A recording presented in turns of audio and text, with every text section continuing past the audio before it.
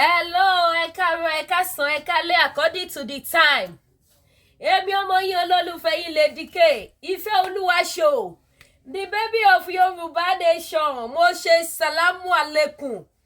Sí gbogbo ẹ̀yin màmá bàbá, gbogbo ẹ̀yin ẹni bí ẹni èèyàn bí èèyàn, gbogbo ẹ̀yin ọmọ kọlẹ̀ káàárọ̀ ojíire. Eléyìí lágbára ó gbẹnu tán o. Ọmọ àti tẹnubọ̀, ọmọ àti tó àṣírí ara wọn. Governor Adeleke. Wọ́n bá tẹnu bọ̀rọ̀ gbogbo wa la mọ̀ gómìnà wa oníjó àfijó gbayì gbẹ̀yẹ àfijó gbayì.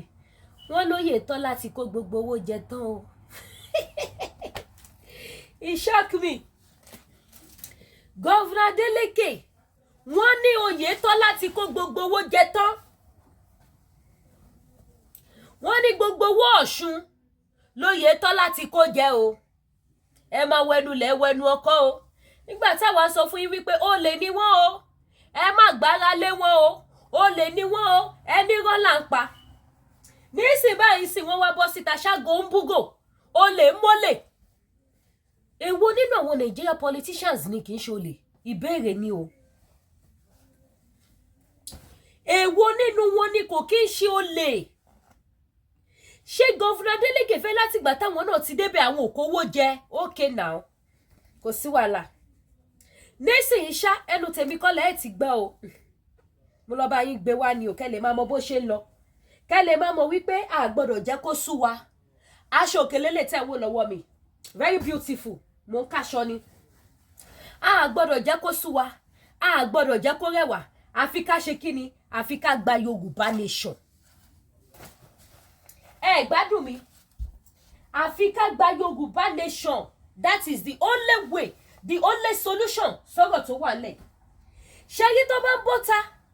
tó bá wọ́n sọ wípé pẹ́pẹ́ yẹ pọn mọ́ o, aláǹgbá gbé mi o, kíní kan ṣẹlẹ́dẹ̀ nípa kan, ẹ má dá wọn lóhùn o. Ìkọ̀kan náà ni gbogbo wọn o. You believe them. Tí ẹ bá ẹ. Yorùbá nation ni solution. Yorùbá nation òun ni kókó. Ẹ jọ̀ọ́, owó tí Yàyà Bello kó jẹ ibo ló kó sí? Ìbéèrè tí ó fàjà, ẹ má bínú pé màmá disturb díẹ̀. Gbogbo owó tí Yàyà Bello kó jẹ ibo ló kó sí? Èwo nínú wọn ni òkòwò jẹ rí? Èwo nínú àwọn olóṣèlú Nàìjíríà ni ò jalè? Ó wá fẹ́ máa tàn wá, wọ́n fẹ́ fi ọ̀rọ̀ Oyè Tola ó fẹ́ fi tàn wá kẹ́ lè bá pé wọ́n léèyàn gidi. Àtijọ́ tí gómìnà Adeleke ti wà ní Ọ̀ṣun state, ẹ fún wa ní nǹkan gidi tí wọ́n ṣe sí ìpínlẹ̀ Ọ̀ṣun. Gbogbo wọn pátápátá àfi káwọn máa jíjú ọpẹ́ kiri. Ijó ọpẹ́ mi dá, ijó ọpẹ́ mi rèé. Kí wọ́n ṣe kù bí gbá pito. Ẹ má bínú sáwìyà ẹsẹ́lẹ́nsì mi ìbúrí o, mò ń kí yín ni o. Ẹ jẹ́ àjọ gbọ́ kókó olúwe ìròyìn torí ṣó yóò ní gùn rárá. Ṣókí ni. Mo kàn fẹ́ kẹ́ mọ̀ ní pé gómìnà Adeleke ti tẹnu bọ̀rọ̀, wọ́n ti bá yín mólè. Gómìnà Adeleke gómìnà wọ́n ti mólè. Gómìnà Adeleke ti mú olè ńlá. Nígbà tá bá pé Oyè Tola lólè ńlá, ẹ jọ̀ọ́ oyè wo olè kí la máa pè gómìnà Adeleke? Ṣé olè kékeré ni títí wọn? Tí wọn ò ṣe olè ńlá? Ọmọ Yorùbá ẹ jí ẹ má sùn, Yorùbá nation. Ìbá àwọn gbogbo wọn kí wọ́n bẹ̀rẹ̀ sí ní tú àṣírí ara wọn kò káyé. Ẹ má fọ́, trust nobody. Ẹ má gbẹ́mi lé nǹkan tí àwọn Nigeria politicians bá sọ fún yín tó bá ti lè yàtọ̀ sí wípé bí wọ́n ṣe máa pín orílẹ̀-èdè Nàìjíríà fún wa kó ní kálukú lọ nílùú ẹ̀ kí Yorùbá nation dá dúró. Tó bá ti kúrò níyẹn, ẹ̀yin bàbá ẹ má gba anything gbọ́ o, ẹ má trust wọn o. Ìbá wù wọ́n kó gbéra wọn síta gbangba báyìí, kó bẹ̀rẹ̀ sí ní dági olè fúnra wọn. Alálàlálà kò káyé. Yorùbá nation no going back. Òun ló jẹ wá lógún. Ẹ jẹ́ àgbọ́. Ẹ jẹ́ àgbọ́. Ọ̀ṣun gómìnà Nurudeen Adémọ́lá Jackson Adeleke ó máa ti tú àṣírí síta. Ó ti pariwo síta wípé gómìnà àná ní ìpínlẹ̀ Ọ̀ṣun tó jẹ́ mínísítà ohun tó ń wọlé sórí omi lórílẹ̀‐èdè yìí, ìyàn mínísítà for marine and blue economy, Alhaji Oyetola, ìpè oníjẹgúrújẹrá ẹni bàbá náà àti pé owó tó kó nínú ìpínlẹ̀ Ọ̀ṣun owó tabua tó tó bí $20 million $20 million tí yóò lé dáadáa ní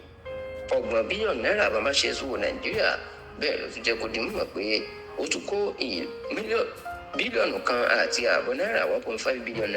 ó tún kó jẹ tó ṣe báṣubàṣu. Nínú lẹ́tà tí gómìnà Adémọ́lá Adeleke kọ nípasẹ̀ agbẹjọ́rò ẹ̀ amòfin Pẹ̀lúmi Ọlájẹ́ngbèsì ní láti fi lẹ́tà ṣọwọ́ sí àjọ tó ń gbógun ti jẹgúdújẹrá àti ìṣòwò ìlú báṣubàṣu Economic Financial Crime Commission EFCC wípé kí wọ́n gbé Oyètọ́lá kó sì ṣèwádìí ẹ̀ nítorí pé lásìkò tó wà ní ipò gómìnà ìpínlẹ̀ Ọ̀ṣun láàrin ọdún 2018 sọ́dún 2022 àwọn aburú tó ṣe ní ó ń lọ ní ìpínlẹ̀ Ọ̀ṣun yẹn bẹ́ẹ̀ làwọn aburú náà ó lágbára. Wọ́n kọ sínú ìwé ìfisùn tá a kọ sí àjọ EFCC pé àjọ àgbáyé ni wọ́n fún ìpínlẹ̀ Ọ̀ṣun ní owó kan láti fi ṣètò ìlera fún àwọn aráàlú ìpínlẹ̀ Ọ̀ṣun. Owó náà sì náà pè ní One Bank Health Grant. Owó yìí kì í ṣe yá wọ́n fún ìjọba ìpínlẹ̀ Ọ̀ṣun wọ́n fún wọn pátápátá ni, ṣùgbọ́n tí wọ́n ní ṣe ni gómìnà Oyètọ́lá náà fẹ́ fowó náà kọ́ ilé ìwòsàn alábọ́dé primary health center tí kò ju $320 lọ, ṣùgbọ́n tí gómìnà Adeleke ní jìbìtì ìní Oyètọ́lá padà fi ọ̀rọ̀ náà ṣe nítorí pé àwọn owó tí wọ́n ná tó ń gbé jáde nínú kọ́ńtíráàtì náà àwọn tó gbé kọ́ńtíráàtì fún àwọn tí ò mọṣẹ́ ni tó sì ní wọ́n kàn fi owó náà wọ́n ná jẹ wọ́n sì fi ṣe fàájì ni. Yàtọ̀ sí eléyìí, sẹ́nẹ́tọ̀ Adémọ́lá Adeleke ó tún wá jẹ́ kó di mọ̀ pé owó àwọn ẹgbẹ́ òṣìṣẹ́ ìjọba ìbílẹ̀ ìyẹn tí wọ́n pè ní Association of Local Government of Nigeria ALGON owó wọn tó jẹ́ bíi bílíọ̀nù kan àti ààbọ̀ náírà $1.5 billion ìyẹn Oyètọ́lá tó jókòó lé lọ́dún tó kọjá tó ń pín fún àwọn èèyàn tiẹ̀ tí ó bá mọ̀. Ní báyìí Adeleke ìyẹn gómìnà ìpínlẹ̀ Ọ̀ṣun ó ti kọ lẹ́tà sí àjọ EFCC bẹ́ẹ̀ ló sọ àwọn owó tó ní gómìnà Gbóyèga Oyètọ́lá tó ní ó ṣe báṣubàṣu, ṣùgbọ́n àdásìkò tí a ṣàkójọpọ̀ ròyìn yìí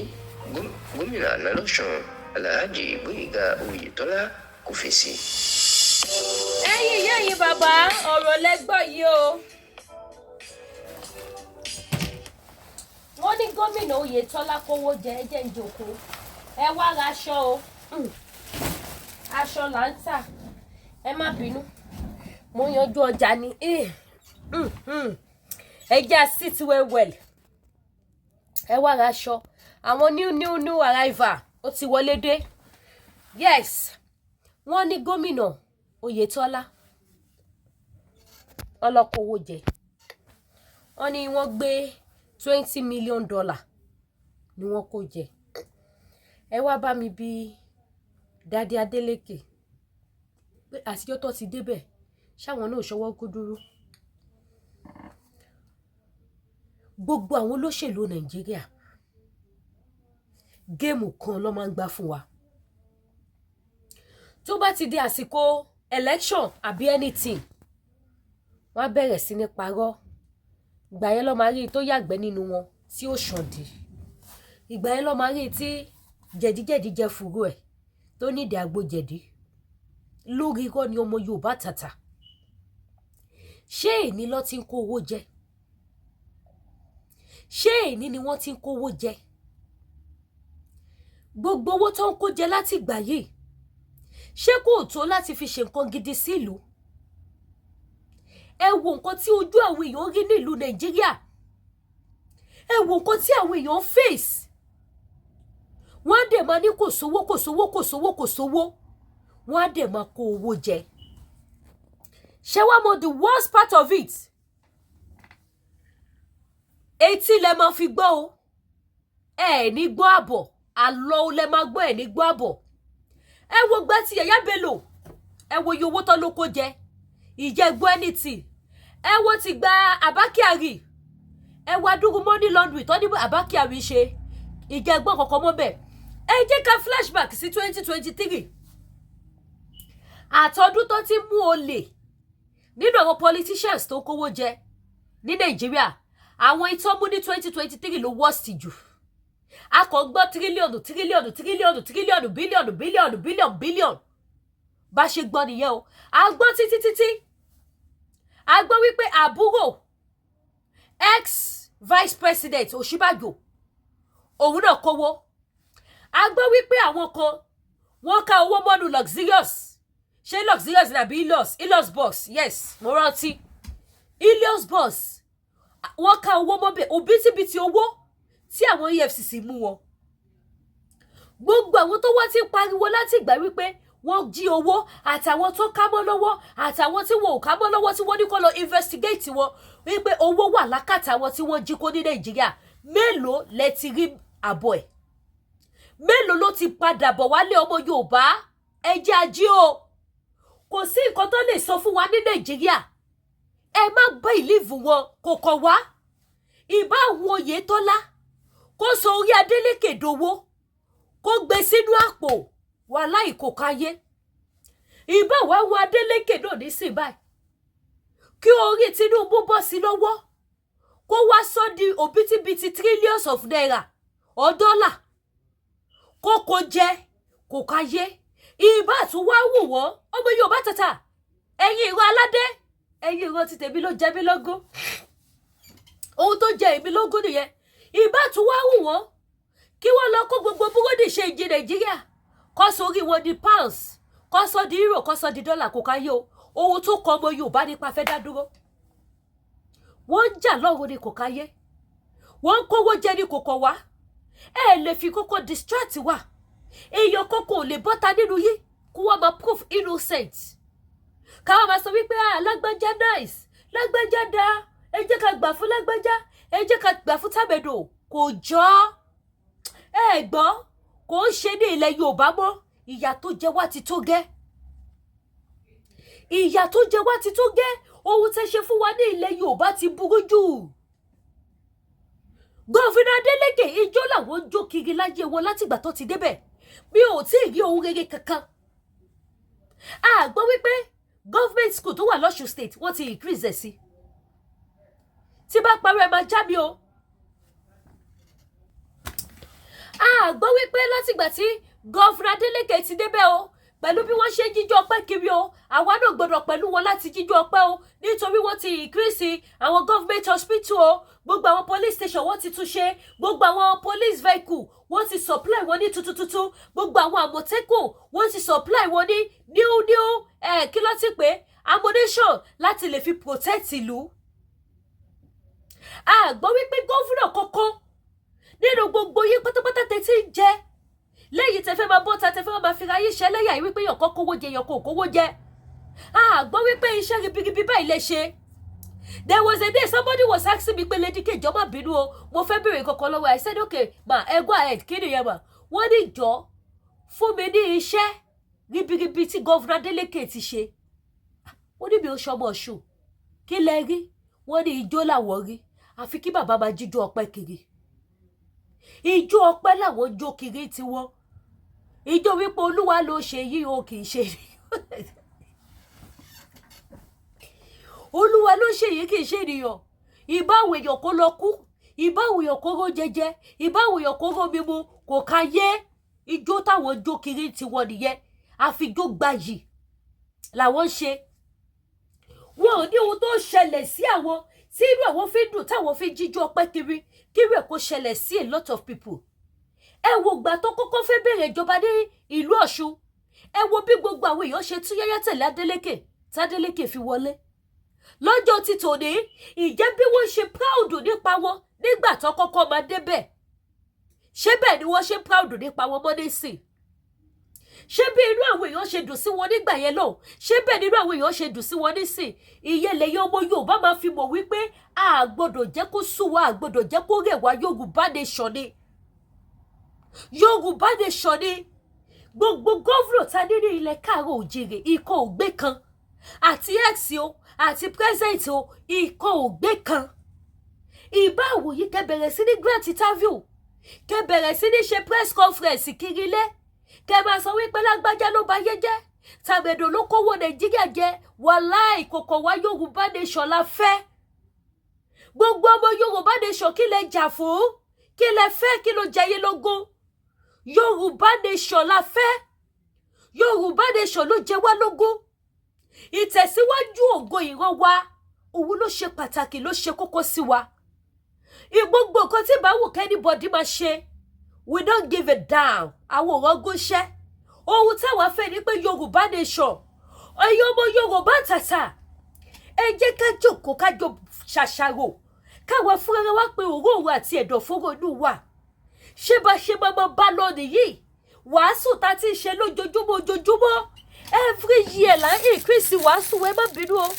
mo fojú kan wo àwọn ọjà tí mo níbẹ̀ yẹn ni o ẹ má bínú sí mi. ọwọ́ aṣọ mi máa wà bẹ́ẹ̀ mi nímọ̀ pé ó wà bẹ́ẹ̀ tọ́ba ti wá fẹ́ràn mo lè ló ti tán ó dẹ̀ máa wà bẹ́ẹ̀ because kò sí space so bójú mi ṣe ta sáṣọ kan sí mo sáré lọ check ẹ má bínú. the same wàásù yìí láti ṣe ní gbogbo ìgbà wàásù ìkọ́nà yìí láti ṣe láti àìmọye ọdún wípé Yorùbá ẹ jẹ́ ká jí àwọn pípò yóò wúlò fálára wọn ò wúlò fàjèrò wọn ò wúlò fọ́rọ̀gùn lẹ́la kò sí bá ṣe lè wà lórílẹ̀‐èdè Nàìjíríà tá a máa sọ wípé a máa ríre níbẹ̀ nítorí orílẹ̀‐èdè ajíríyà ni orílẹ̀‐èdè ajíríyà ni àwọn kan ti ṣe kíni wọ́n ti wá ayẹyẹ mọ́yà bí ìpè torí títí wọn lọ́lọ́wọ́ ṣe dá orílẹ̀‐èdè Nàìjíríà gbogbo wọn pátápátá láti ìbẹ̀rẹ̀ dé òpin wọn ò láàánú mẹ̀kúnnù lójú olè ní gbogbo wọn pátápátá Oyètọ́lá ní kọ́kọ́ ló lè kánsẹ́lọ̀ olè ní sẹ́nítọ̀ olè ní bóyá ó ti ní omi burúkú tó máa ń fún wọn mọ́ tó bá ti lè jẹ́ olóṣèlú Nàìjíríà àìdá rẹ́pù lọ́wọ́ ṣíàmà lọ́wọ́ gọ́fúnà lọ́wọ́ sẹ́nítọ̀ lọ́wọ́ ẹnìtì tó bá ti lè wọ̀ tó bá ti ní ṣe pẹ̀lú Nigerian politicians láti jẹ́ aṣojú ìgbìmọ̀ aṣòfin orílẹ̀-èdè Nàìjíríà ayé wọn máa change ṣáni ojú àánú wọn yẹn máa fọ́ dànù lẹ́sẹ̀kẹsẹ̀ wọ́n máa gbé ojú màálù wọ̀ ojú kò gba ojú burúkú ojú tí ò rọgún iṣẹ́ ṣé màálù máa ń ṣàánú èèyàn ni ẹ wo tó bá ṣèyàn ṣe màálù ẹ wo àrà tí màálù máa fìyàn dá ojú burúkú yẹn ló máa gbé ságbárí ẹ̀mí burúkú ẹ̀mí màálù tí kò láàánú ẹ̀mí yẹn máa gbé wọn wọ̀ ni ọmọlúàbí tó ti ń jẹ́bọ̀ láti bẹ̀rẹ̀ pẹ̀pẹ̀ ọmọlúàbí yẹn máa disappear ni ìjọ tó bá ti lè gba ọ̀pá àṣẹ tó ti wọlé sọ́fíìsì tó ti súwáyé wọn ìjọ yẹn ni gbogbo aṣọ yìí ara wọn ti disappear lọ ti wọ aṣọ ọ̀dájú ni wọn ti gbé aṣọ àánú wọ̀ mọ́ àwọn ọmọ Yorùbá tàtà èrè kí la lè sọ wípé a jẹ àti sọ ó yẹ kó máa rólókò àyà wa ni ohun tá a sọ fún yín wípé kò lè ṣẹlẹ̀ ní last year ṣé kò sì kí bẹ́ẹ̀ ni a sọ fún yín wípé kò sí bẹ́ẹ̀ ṣe lè ṣe it can never change for good dọ́là tuntun ti lọ sókè ṣe lèmi tẹ̀rù bí dọ́là wà lẹ́bọ̀ àfi bí mo tún ṣe rí nínú ọ̀sẹ̀ tá a wọ̀ yìí ló bá tún gbé pẹ́lí chikinni mo ní kíní tún ti bú fún rẹ o ó tún ti lọ rẹ o ọdún ló bọ̀ yìí ṣẹ́ni tí ò tí rówó iléèwé ọmọ san ló fẹ́ rí owó fi ṣe ọdún ayọ̀ ọ̀pọ̀lọpọ̀ àwọn tí wọ́n gba àwẹ̀ ti báwẹ̀ ńlẹ̀ fún àwọn ọmọ Yorùbá àwẹ̀ ti báwẹ̀ ńlẹ̀ fún àwọn ọmọ Nàìjíríà ilé olóúnjẹ ọ̀fẹ́ ló ti lọ ṣírò ṣó yẹ kó dà bẹ́ẹ̀ kò sí provisions tó wá láti ọ̀dọ̀ federal government kò sí provision kankan kò sí àdùn kankan àfi láàárín àwọn ara wọn bí bọ́lá ẹlẹ́ṣọ̀ bí àwẹ̀ mùsùlùmí ṣe dé gbogbo àwọn tó wà nínú Nigerian politicians tí wọ́n jẹ́ Muslim ó ní ìtọ́ bá ti gbà èyí tí ó gbàwẹ̀ tó jẹ́ pé tó bá ṣe ń jí láàárọ̀ báyìí kọ́fì gbígbóná ló máa kọ́kọ́ jò sẹ́mi ló máa lò sẹ́mi lọ́wọ́ eré ó ní iye tó ti gbà àwọn tó wá gba àwẹ̀ lójú méjèèjì tó pariwo God bless Nigeria wọn ò rí kankan gbà ó ilé olóúnjẹ ọ̀fẹ́ ló ti lọ ṣínú àwẹ̀ lẹ́yìn tó dé iná gbogbo àwọn tó jẹ́ kírísítẹ́nì both house bó jẹ́ rep bó jẹ́ this bó jẹ́ that ó ní gbẹ̀mù àrẹ̀mú tó bá ti gbé sí wọn lápò gbogbo àwọn tí wọ́n gba àwẹ̀ christian tí wọ́n wà nínú òṣèlú Nàìjíríà ó ní tó bá ti fún wọn kí làwọn fi ṣorí tèmi àtẹ̀yìn ò fi ṣorí tá a fi lè jèrè orílẹ̀-èdè wa kí ni wọ́n fi ṣorí tí èmi àti ẹ̀yin ò fi ṣorí tá a fi rò wípé kò tọ́ sí wa láti jèrè orílẹ̀-èdè Nàìjíríà ọmọ Yorùbá tàtà ẹ jí ẹ má sùn wọ́n ní tí apá ò bá ṣe ṣó èèyàn aka sórí tí iwájú ò bá sì ṣe lọ ẹ̀yìn á ṣe padà sí ọkọ̀ Nàìjíríà ti rì ságbá bí òkú kò lọ wájú mọ́ ó ti rì sáàrin méjì ẹjẹ́ padà sẹ́yìn ká padà sí ìpìlẹ̀ wa ká padà sórísun wa ká padà sí bí ọlá wa gbogbo nǹkan lọ́wọ́lọ́wọ́ fi kẹ́ wa lórílẹ̀‐èdè Nàìjíríà pàápàá jùlọ ní ilẹ̀ káàárọ̀ oòjíire owó kòkó ta ló yà síbó ọ̀làjú ti dé ọ̀làjú tó wá dé owó tó wá wọlé láyé ọ̀làjú kí ni wọ́n fi ń ṣe ta ló jèrè ẹ̀ Yorùbá nation no going back ẹ wá ra aṣọ wọn lábọ̀rọ̀ la bá sọ fún ọmọlúàbí tó bá ti dénú ẹjọ́ dodidi ẹ wá ra aṣọ ẹ wo ṣé àgbà báyìí jẹ́ra yé display aṣọ ẹ wo àwọn kaftan tó mú yes ó mú yes ó ní gèlè o tẹ́lẹ̀ wọ̀ fi ṣọdún ó ní gèlè ó mú yes ó fà gidi ó ṣọdún ọdún ayọ̀ ní gbogbo wa máa ṣe anywhere tẹ́ bá wà máa bá yín sẹ́ǹdì ẹ̀ anywhere tó bá jẹ́ damask lẹ fẹ́ ẹ pè mí gbogbo ẹ̀yin mọ́mì tẹ́ bá ní bọ́dì tẹ́ ṣọ́ra ẹ̀yin sisters mi tọ́lọ́run ti bless yín tẹ́ ti jẹ bọ́gà tẹ́ kún fọ́fọ́fọ́ ẹ pè mí mo ní sáìsì yín kò sẹ́ni tó bá lóun sọ̀rọ̀ òwúrọ̀ aṣọ lọ́wọ́ lébi ké kò sáìsì òun kò ṣẹlẹ̀ rí ẹ̀yin tẹ́ bá lo size 18 size 20 ẹ pè mí aṣọ wà tẹ́ máa lò gbogbo ẹ̀yin tẹ́ bá kún fọ́fọ́fọ́ ẹ̀yin ò bá tẹ̀ tún wá jẹ́yàn tó ga tẹ́ wá sí gbọ́lẹ̀ tẹ́ giant tẹ́ sọra ẹ pè mí ìbá jẹ́yàn tó kúrú tó sọra ní yín tẹ́ rírà pàtà ẹ pè mí ògo Ọlọ́run ni kò ní ṣí lọ nínú ayé yín gbogbo ẹ̀yin mọ́mì mi ẹ̀yin sisters mi tẹ́ sọra ògo Ọlọ́run ni kò ní fàyè yín sílẹ̀ ẹ̀bùn Ọlọ́run ni orí ọ̀fẹ́ Ọlọ́run ni àánú Ọlọ́run ni ìbùkún Ọlọ́run ni òun ló fọhùn nínú ayé yín nínú àgọ́ ara yín ẹ wo ṣe bó ṣe tóbi ṣe ti rí ní ìtẹ̀bọ̀ pẹ́lẹ̀ ó tún gùn tó ìṣẹ́ ti rí ó tóbi dáadáa mo ní wọn lóríṣiríṣi bẹ́ẹ̀ bá ṣe fẹ́ wọn sí ẹ̀yẹ ṣàtìpele dike ìfẹ́ olúwa ṣò eléyìí báyìí sí ṣòkòtò àtẹ̀wù lélẹ̀ ṣòkòtò àtẹ̀wù òun lélẹ̀ tiẹ̀ èyí tẹ́ bá ti fẹ́ ẹ pele dike ìfẹ́ olúwa ṣò tó bá jẹ́ ṣòkòtò àtẹ̀wù aṣọ àwọn dádì náà wà ẹ̀yin dádì mi ẹjọ́ ẹ̀ níjẹ gbèsè láyé yín ojú òní tì yín o ẹ̀ nínú ìkọ̀ṣáyé yín owó alájẹmásùn mo fi rajà o ẹ wá ra aṣọ ọdún o ẹ ṣàánú mi ojú òní tì yín o ìyà òní jẹ́yé mi òní payé o àwọn ọmọ yín òní mọ̀ òṣì wọn òní mọ̀ ya o gbogbo ẹ̀yẹ ni bí ẹni èèyàn bí èèyàn jẹ bá mi ṣí ètò ẹ má bínú Yorùbá nation á gbé wá ní agbára Ọlọ́run gbogbo wa lájọ máa rí ta jẹ́ṣẹ́ lájọ máa rí àánú gba ẹ̀wò another colour ẹ̀ tún wà another fine colour ó tún wà mo ní wọn lóríṣiríṣi bẹ́ẹ̀ bá ṣe fẹ́ wọn sí ni ẹ̀yẹ ṣàtìpele dike ìfẹ́ olúwa ṣò the baby of Yorùbá nation ẹ̀yẹ ṣàtìpè mí sórí aago ẹ wo èèyàn ló ní márààrún ìbáyìí mélèé báyìí sí èèyàn ló rà ẹ̀yin náà wá ra titi yín o ẹ wá mú titi yín gbogbo ẹ̀yin ìyá mi alálùbáríkà ẹ̀yin bàbá mi ìdùnnú mo fẹ́ dì sí one big nylon ẹ wá ra aṣọ o mo láwọn aṣọ òkè mo láwọn damask wà ẹni wò tẹ́ bá ti fẹ́ ẹ̀yẹ ṣàtìpele díke gbogbo káwọn big nylon mi síbà ẹni wò tẹ́ bá ti fẹ́ ẹ pele díke ìfẹ́ olúwa ṣò tó bá jẹ́ àwọn damask ni mo ní wọn ní size by size mo ní téèyàn tó ga mo ní téèyàn tó kúrú mo ní téèyàn tó sanra mo ní téèyàn tí ò sanra mo lẹ́yìn tẹ́ bá jẹ́ bí size mi báyìí size wa wà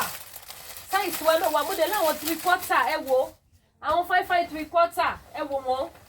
tó mú yes dáadáa gbogbo ẹ̀ náà ló wà available long ẹ̀ náà wà they are all pretty ẹ̀yin náà tètè wá mú titi yín bí o ṣe kò gbà owó pọ́kú ni mo tà tó bá dé jẹ́ àwọn Kampala àdìrẹ náà ni àdìrẹ náà wà àdìrẹ ó wà available ṣe bẹ́ẹ̀ ní báyìí àwọn 3/4 gown lélẹ̀ báyìí ṣèyàn lónìí márààrún yìí àwọn aṣọ tẹ́ lè lò lásìkò summer tẹ́ máa lo native tó fine ẹ lọ party ni ẹ lọ sí ibi iṣẹ́ ni tẹ́ máa ra wo àwọn nǹkan yín àwọn olóògùn wọn wà àwọn 3/4 wà èyí tẹ́ bá ti fẹ́ ẹ̀yẹ ṣáà ti pele dk tó olúwa ṣò mi ò wọ́wọ́ mọ́jà mi ò ń ṣe kò gbà gbogbo ẹ̀yin tẹ́ bá ti rẹ́dí ẹ pè mí àjọ ṣe fídíò call fẹ́ kí láì lọ́nà ìyá àti ìlànà big line rẹ mọ́ ìdẹ̀fẹ́ pààkì ẹ̀ kélekèle yes ó ṣe wáyé Amẹ́ríkà ló ń lọ báyìí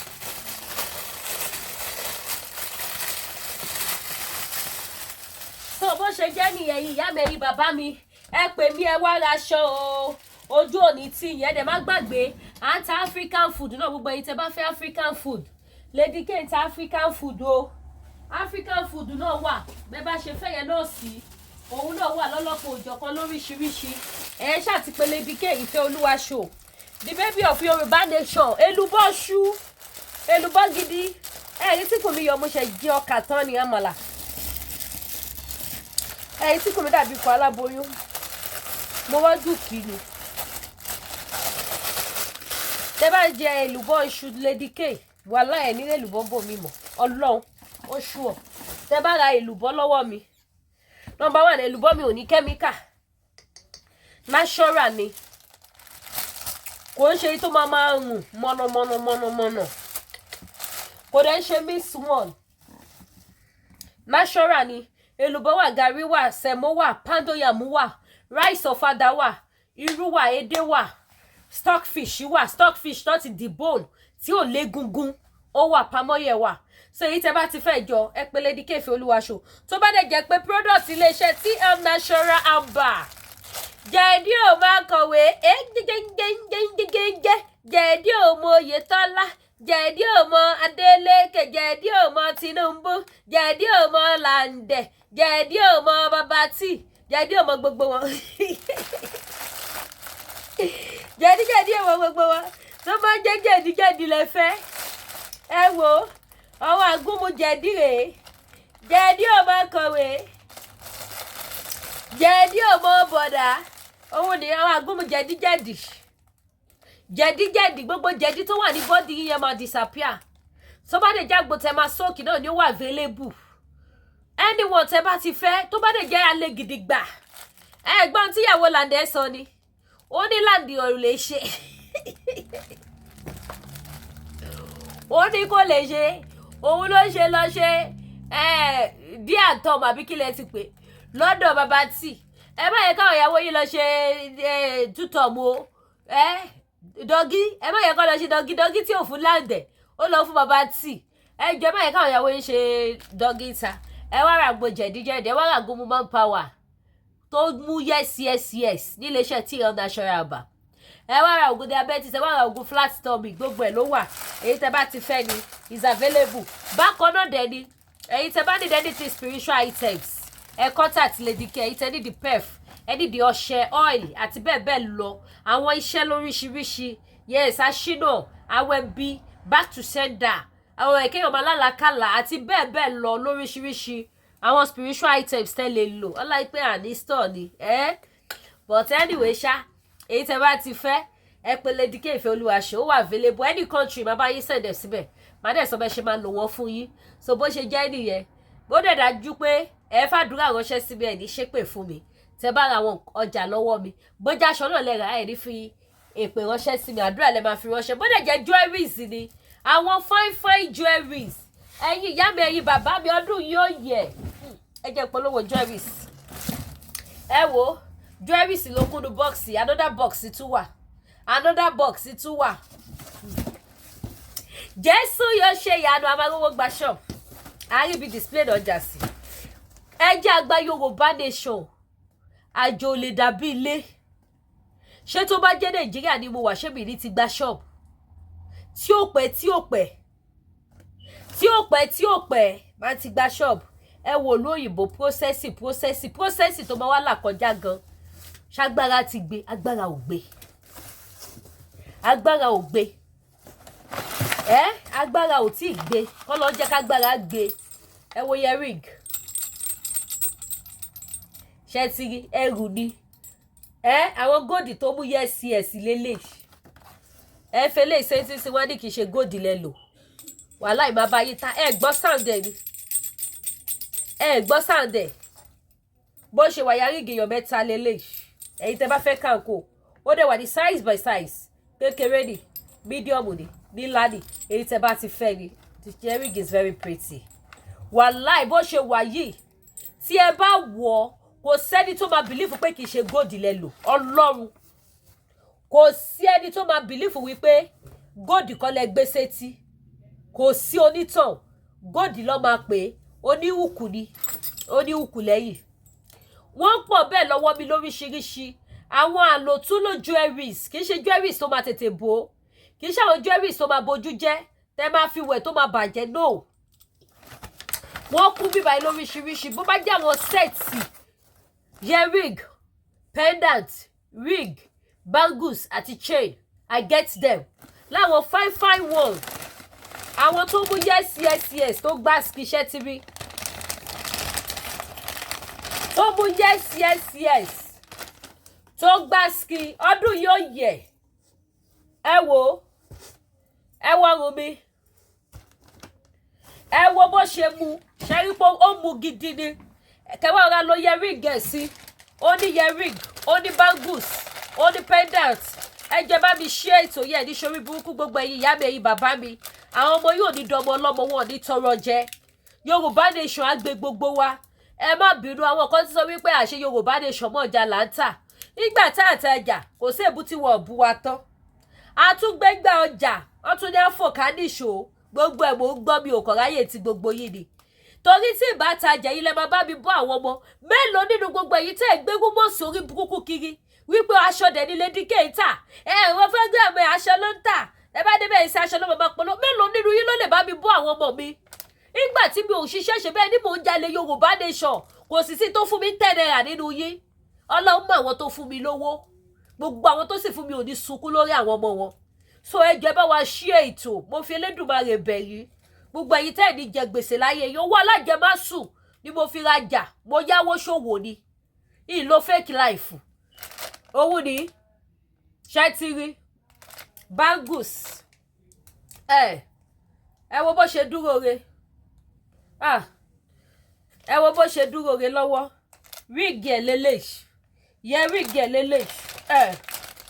gbogbo yín tẹ̀ tútù kùtù gbogbo ẹ̀ mọ́ ń gbọ́ omi òkò bọ́ta wá ṣe ṣòfò yìí ni òmó ka ọ̀rọ̀ yín kún ọ̀rọ̀ aṣiwèrè rajà ló ń tà bí ìmọ̀ tí mo gbaṣẹ́ lọ́wọ́ ẹ̀nu yín mi ò mọ̀ mo kàn ra wo gbogbo yín ní ìjà òṣèbí tó bá di 2024 máa ń jà ní ìjà 2025 tó gbẹ yín tẹ̀ ń sọ̀sọ̀kùsọ yẹn kẹ́ lè mọ̀ pé mò ń gbọ́ mo kàn yìí náà ní àtẹ̀yìn oní voice note ọ̀rọ̀ gbogbo ẹ̀ mò ń gbọ́ mi ò kàn dá yín lónìí ẹ wá ra ṣéyìn bó ṣe wà yìí ó ní hùkù lẹ́yìn o ẹ lè adjust ẹ̀ no kò ṣe adjust ju pé kẹ́ adjust ẹ̀ níbí báyìí lọ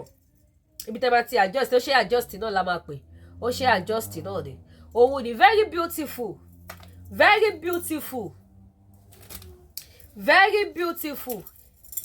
mi kì í fẹ́ gbé àwọn jewelries yẹn sọ̀rọ̀ kí ṣe ó gbìyàn ló láìkí kan tóun bá fẹ́ lò kọ́ ẹlòmíì tí kọ́kọ́ test ẹ̀ o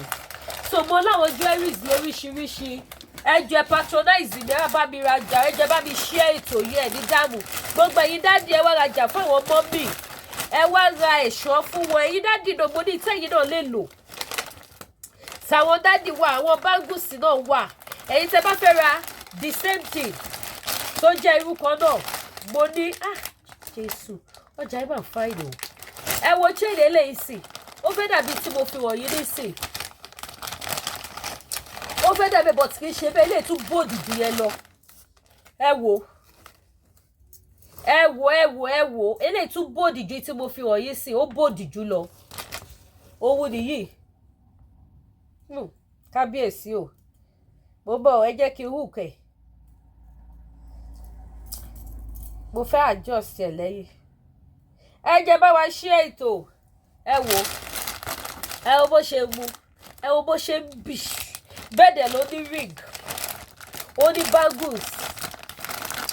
ìtumọ̀ ọkọ̀ fi wọ̀nyí lẹ́ẹ̀kan yẹn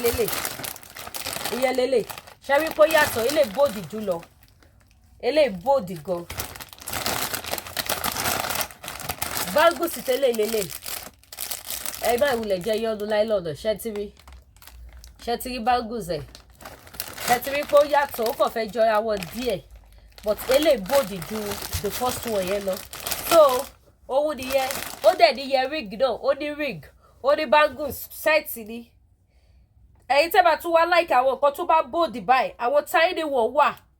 tó jẹ́ set kan zoom tẹ́lẹ̀ lò tiny one ó wà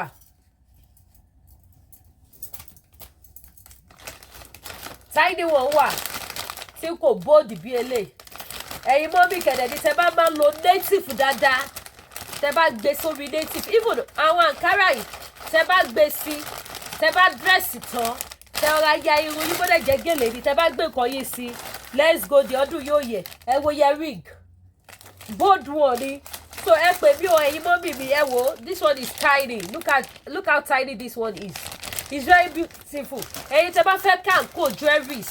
ẹ pè mí màá dẹ̀ fún yín ní guarantee lé lórí kì í ṣe jewelries tẹ́ máa rà tẹ́ máa sáré dànù no this is another one ẹ tún wọlé ẹ wọlé náà ẹ wo bó ṣe fine ẹ wo bó ṣe mu ṣe ti rí báyìí ẹ bá jẹ́ kí n tún fẹ́ eléyìí náà sọ̀rọ̀ ṣe ti rí ó fine gan eléyìí ó dà pé design yẹn yọ̀ọ̀kan eléyìí ló kù mo ti ta irú ẹ̀ ó dà pé yọ̀ọ̀kan design ló kù òun náà set ni so ìtẹ́ bá ti fẹ́ ẹ jọ jewelries wà ẹ pè mí kájọ ṣe fídíò kan ẹ jọ torí Ọlọ́run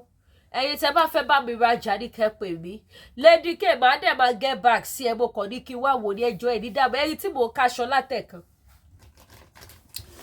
àwọn èèyàn ni mo tú ọjà fún and I thank them wọ́n bá mi rajà kì í ṣe àwọn màá dẹ̀ máa get back sí àbí bá mi tọ́jú ẹ̀ so ẹ jọ gbogbo ẹ̀yin mọ́mì mi ẹ wá bá mi rajà o ẹ̀yin dádì mi náà